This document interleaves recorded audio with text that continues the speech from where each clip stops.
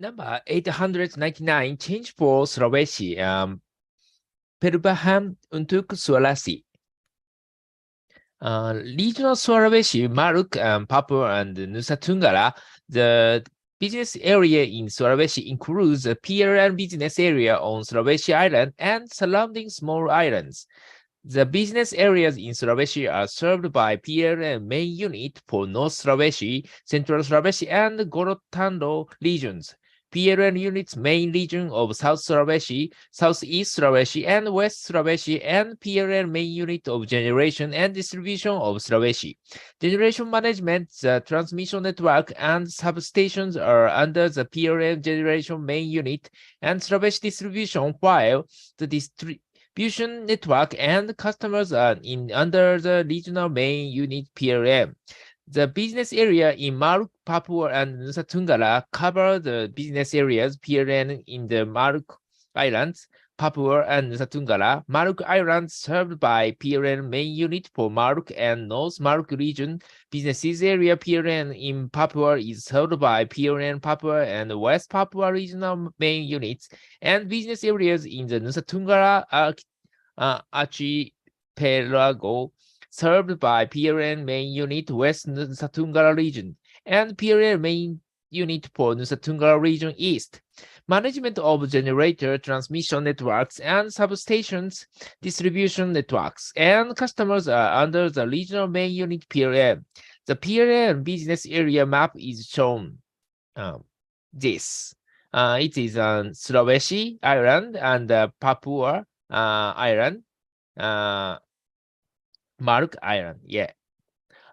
As for the Kalimantan and Sulawesi system, they have already begun to introduce them PLTU with a capacity class of 200 megawatt to get more efficiency better than current capacity. In addition to using regional balance politics, the development of power plants in Sumatra also adhere to the principle of resources base, where generators place more near cheap energy sources, as well as power plant development in Kalimantan, Sulawesi, and Papua.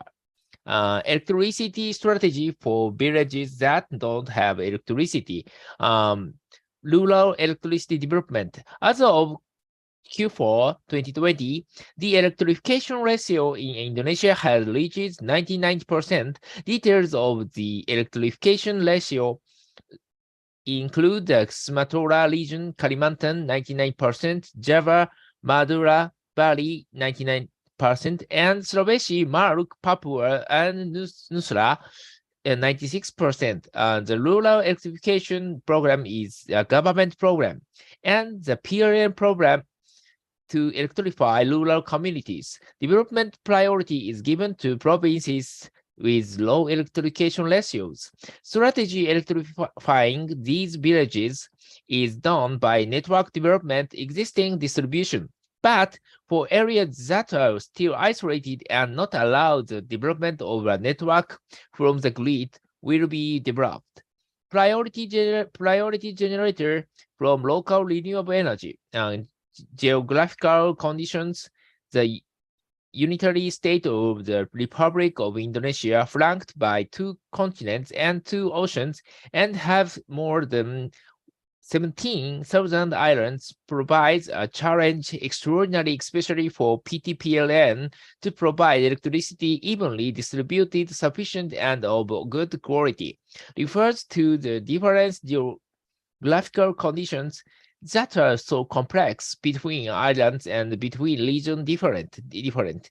Efforts to provide electric power in accordance with the mandate conditions become increasingly complex and full of hurdles. Challenge. This is increasing as the supply of electric power is dense capital and technology incentive. Hybrid system or microgrid, either with batteries as well as with PLTD, are also developed to maintain reliability electricity and as an effort to electrify the village 24 hours. In the last 5 years, the government, through the ministries as well, related agencies continue to encourage and increase the supply of electricity in all over the country. This effort was translated by PLN for fulfill electricity both in terms of availability and reliability. In this effort, PLN had to build hundreds of generators and transmissions meet the availability of electrical energy on remote islands, locations, remote areas that are difficult to reach and are known as the 3T areas, foremost, outermost, and lagging. Apart from isolated areas, the village electricity program also reached out.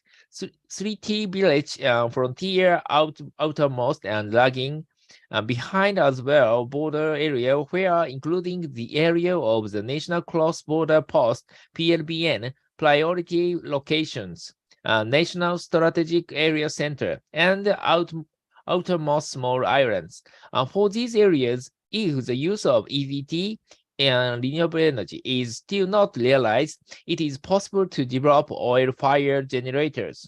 In accordance with the master plan for the management of state and regional boundaries, for the 2020 to 2024 border, there are focus areas in 232 districts, location priorities, and center for national strategic area overlap. Location priority in the border area of the country, which includes 222 sub-districts location, prioritas and 46 sub-districts that function as regional center national strategy in 18 PKSN, and there are also 42 islands, most small with population included in electrifying planning PLN. The PKSN locations are located in several districts in Aceh province, Rio Islands, NTT, West Kalimantan, North Kalimantan, North Sulawesi, North Maluku, and Papua, while location is located at several districts in the provinces and Aceh, North Sumatra, Riau Islands, and NTT, West Kalimantan, East Kalimantan, North Kalimantan, North Sulawesi, Central Sulawesi, Gorontalo, Maluku, North Maluku, Papua, and West Papua. In addition, there are 6 provinces that are included in the area of the state's cross-border post, included in PLN electricity planning. PLBM area located in the following districts: Natuna, Kupang, North Central Timur, Beru, Malacca, and Aro, Sambas, Sanggau, Sintam, Kapuas and Bangkyang, Marina and Nuakan, Cape, Sanggul and Cape Talad, North Sulawesi, and Maluke and Kilam, Boben and Digjer and Jayapura. The development of rural electric power is based on the studies conducted by the local PLN business unit. With a reorganization of PLN, development planning by the PLN business unit will be coordinated also by Directorate of Regional Business. The plans will be considered corporately with PLN Corporate Planning Directorate. Currently, some of the development of rural electricity is also carried out by several regional governments through revenue and expenditure budget funding region, where the construction is informed in the form of the following distribution network: installation and connection of free electricity for the poor. This is done by the government in coordination with PLN. Distribution of geothermal potential per island, and Sulawesi is a very big potential. In this LUPTL, there are plans to develop many PLTP projects, especially in Sumatra, Java, and some in Sulawesi and Nusa Tenggara, Maluku. In the government's assignment to PLN to develop power plants that use renewable energy, coal and gas, according to Presidential Regional Number 4 of 2010, as amended 2 times with Presidential Decree Number 194 of 2014, and regulation of the Minister of Energy and Mineral Resources, number 4 of 2020, concerning the second amendment to the regulation of the Ministry of Energy and Mineral Resources, number 50 of 2017, concerning resource utilization, renewable energy for the provision of electric power, finally with regulations. Minister of Energy and Mineral Resources, number 40 of 2014. There are nearby 4,000 megawatt of PLTP project. In fact, the PLTP project did not run as smoothly as it had expected, and PLN hopes the problems that hinder geothermal development can be overcome immediately. Wind energy potential in Indonesia has been identified in several locations, especially in the regions of Sumatra, Java, South Sulawesi, and Nusa Tenggara, Maluku. Several developers have proposed the construction of a PLTV in several locations, such as Aceh, Besar, Padang, Siduan Sakubuni, Honyalala, and Kupang, and so on. Some of this potential has been and will be developed, such as in Sidrap, Geneporo, and etc. While the locations others still require further study. One thing is necessarily observed in the entry of PLTV into the system is the stability of the receiving system entry of the PLTV unit. PLTV, which is a generator with intermittent energy sources, produce electrical energy in fluctuating amounts. To operate a backup generator is needed as a generator support to anticipate. When there is a decrease in wind speed under the turbine design constraints. So, for each area with a character, different systems require different studies to assess feasibility PLTV project, especially large scale. The purchase of price of electricity from the PLTV is regulated in the Ministry of Energy and Mineral Resources Regulation, number 50 of 2017, and concerning utilization of renewable energy sources for provision of electric power. With the entry into force of the ministerial regulation, it is expected that the trend of rising BPP due to the price of electricity from energy renewables can be avoided. Until 2020, the PLTV has been operates up to 131 megawatt in South Sulawesi. Recap list of Phase 1 PLTV in 200 locations. Installed power of PLTV, and Sulawesi is a big potential. PLL will continue to carry out technology selection, both Phase 1 and Phase 1, the next stage based on technical feasibility and financial adjustments with the availability of local energy potential. List of locations for Phase 1 of 200 locations as mentioned in table below. In the event that further evaluation results require adjustment of technical or economical conditions, the list of locations can be replaced with other locations that meet the technical and commercial criteria. And North Sulawesi's Utara PLTD potential very big. Sulawesi power system map, it is the South Sulawesi. For the Java, Madura, and Bali regions, the average growth is 5 the last year. Before COVID-19 was at 4%. Shown in table, this growth is relatively lower in comparison with the average growth in the Sumatra, Kalimantan, and Sulawesi regions, and Maluku, Papua, and Nusa Tenggara. Sales decline in 2015 seen drastically in the industrial sector. The sector is down by minus 3% in comparison previous year.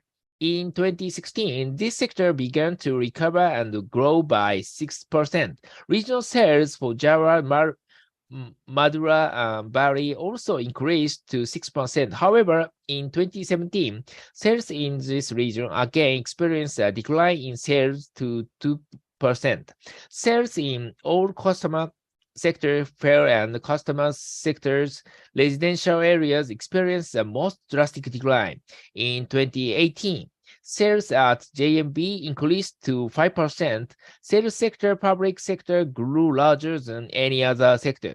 There is an increased sales in the industrial sector compared to the previous year, which amounted to 6%. However, sales in this sector fell at the end of 2019 to 0.2%. Sales of electric power in Sulawesi grew by an average of 6.9% per year from year 2015 to 2019. Quite high realization. This sales growth and there are still many customers waiting lists cause the needs for electricity infrastructure projects to operate on time, as well as the addition of generating units. For large customers who need electricity in the near future, who have not can be served from the future generator development plan, will be served by rent or a mobile power plant, MPP. The COVID-19 pandemic has had a significant impact on the business and industrial sector in Sulawesi. Both of these sectors experienced a decline in sales growth to minus 6% and 0.07%. Meanwhile, the household sector rose above average growth in previous years to 10%. Realization of Sulawesi electric power sales gigawatt hour is the household is bigger. Most of shares. The portion of customers in Sulawesi is 6% of the total customers. PN table 4.11 shows the actual number of Sulawesi customers. Portion the biggest customers are household customers. Household Rumah Tangga. Followed by business, public, social, government, office, building, and lighting customers, public roads, and industrial customers. Realization of Sulawesi electricity sales revenue. Rumah Tangga is a very big shares.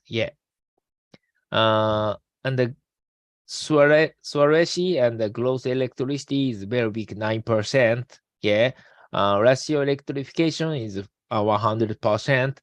Generator is 3,157 megawatt, and so on. Assumption target Sulawesi is that the total population is more and more. Population growth is very big, and the number of households is very big. 525 juta. And the projection of number of Sulawesi customers more and more, bigger and bigger. Sulawesi generator capacity addition plan. System development plan to meet road requirements in Sulawesi. The 2021 to 2030 period is shown the table. Additional generating capacity in 2021 to 2030 is 3,157 megawatt, or additional capacity of the average of 316 megawatt per year. The biggest portion of additional power plant is PLTM, which reaches 1,060 megawatt, 50%, followed by PLTG, GU, 390 gigawatt, 12%, coal power plant 500 megawatt, 16%, 16%, PLT EBD based 230 megawatt, 7%, PLTP 75 megawatt, 2%. Then other EPT generator of 356 megawatt, 11%, in the form of PLTS 176 megawatt, PLTB 130 megawatt, and PLTB 50 megawatt. The PLTS development plan in table includes like PLTS. PLTS, the projection of Sulawesi energy mix and fuel needs. The composition of electricity production per type of primary energy in Sulawesi is projected in 2025 by 45% coal, 20% hydropower, 19% natural gas, including LNG, 4% geothermal, 0.9% fuel, and 9% other EBT. Whereas in 2030, it is projected to be 33% coal, 32% power water, 14% natural gas, including LNG, 5%, geothermal, 1% fuel, and 12% other EBT. As shown, the share of EBT generators in Sulawesi will increase from 31% in 2021 to 50% in 2030. The huge potential for water utilization in Sulawesi as a power plant is a reason for a high portion of hydropower in Sulawesi. Yep. Sulawesi and Isle. Isle is hydropower. The need for fuel in Sulawesi from 2021 to 2030 is given. That's a hydro. Sulawesi is GHG emissions. Projected GHG emissions from electricity generation in Sulawesi are shown in emissions are projected to increase by 1.2 times from 12 million tons in 2021 to 14 million tons in 2030. The emission factor for the power system will increase from 0.822 tons CO2 per megawatts in 2021 to 0.896 tons CO2 per megawatt hour in 2023. With the inclusion of PLTU, and will further decrease to 0.572 ton CO2 per megawatt hour in 2030. This improved emission factor caused by the positive contribution of the use of gas, geothermal, hydropower, and other EBT. Gas, BBM, Batubara, and Jambara. It is some. Sulawesi distribution system development. In Sulawesi, there are two fairly large interconnection systems, namely system Sarubagu and Sulubagu cell systems, using a voltage level of 275 kV, 150 kV, and 70 kV. For the development of the transmission backbone in the region Sulawesi is planned for development on the south side of Sulawesi for construction of the population at the voltage level of 275 kV, while on the southwest side, it is planned construction voltage of 500 kV, but at the beginning of its operation using voltage level of 275 kV. This is due to, on the south side of Sulawesi, both existing and planned power plants are distributed fairly even. Whereas on the southeast side, the customer is relatively far from generator. PLTF, which will be developed to supply large customer in southeast Sulawesi, are in the south Sulawesi as well central Sulawesi. The development of transmission and substation in Sulawesi is generally built to connect systems that have so far been isolated. Form a transmission backbone to distribute large amounts of energy to load centers that are located very far apart and to connect between systems into a large system. In addition, the development of transmission and substations is also to serve all requirements in provincial capitals, districts, and cities, which require high reliability. Physical needs of facility distribution and substation in Sulawesi. In the period 2021 to 2030, the length of transmission will be built, reaching 7,193 kilometers as transfers with a total capacity of 4,702 megavolt ampere.